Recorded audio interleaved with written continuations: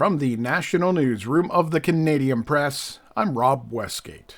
Police in Calgary have dismantled a pro-Palestinian encampment on the grounds of the University of Calgary with multiple accompanying arrests. Officers in riot gear began tearing down the demonstrators' fencing and tents Thursday evening after projectiles started being tossed at them.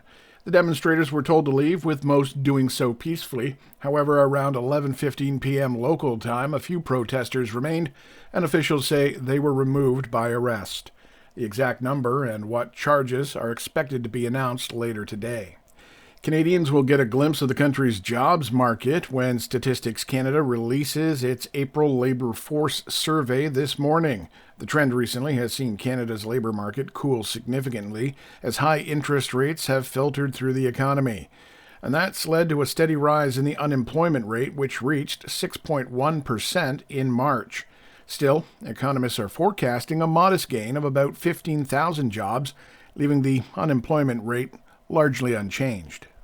Over to Atlantic Canada now, where New Brunswick's education minister is warning Francophone school boards that they are not immune to his threat to dissolve school districts that do not adhere to the province's changes to Policy 713. The policy says LGBTQ students under 16 need parental consent for teachers to use their preferred pronouns or first names at school.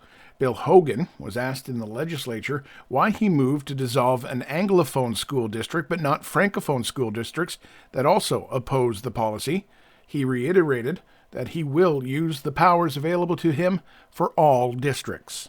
South of the border, testimony from a former Trump White House aide continues today at the former U.S. president's hush money trial in New York, as the witness list is now winding down. On Thursday, a surprise twist in Donald Trump's criminal trial. Prosecutors revealed they no longer plan to call Karen McDougal as a witness. McDougal, who received an $150,000 hush money payment for her silence about an alleged affair with Trump, plays a role in the prosecution's theory to prove Trump's motivation to kill negative stories about him related to women that could have damaged his 2016 presidential campaign. The disclosure from prosecutors leaves only one major witness left to testify, Donald Trump's former lawyer, Michael Cohen. Peter Haralambous, ABC News.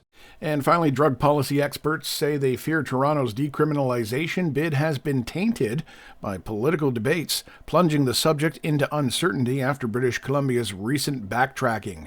Gillian Cola, a Toronto-based public health researcher, says it's not clear what's holding up Toronto's more than 2-year-old application to Health Canada.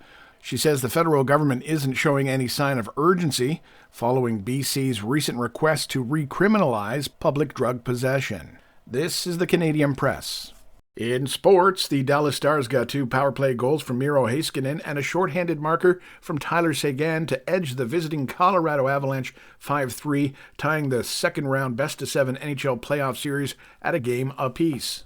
Meantime, Artemi Panarin's goal at 1 minute and 42 seconds into overtime helped to lift the visiting New York Rangers to a 3-2 win over the Carolina Hurricanes. The Rangers, holding a 3-0 lead in the best-of-7 series, Game 4 is set for Saturday in Raleigh, North Carolina. Still on the ice, Aaron Frankel made 53 saves and Susanna Tapani scored in overtime to lead the visiting Boston squad to a 2-1 win over Montreal in Game 1 of their Professional Women's Hockey League semifinal series. Game 2 of the 5-game series is set for Saturday in Laval, Quebec. And in the NBA's second-round playoffs, Cleveland beat Boston 118-94. Dallas beat Oklahoma City 119-110. Both series tied at a game apiece. From the Canadian Press, I'm Rob Westgate.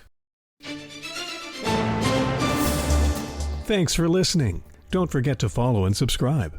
For more of today's top stories, visit thecanadianpressnews.ca.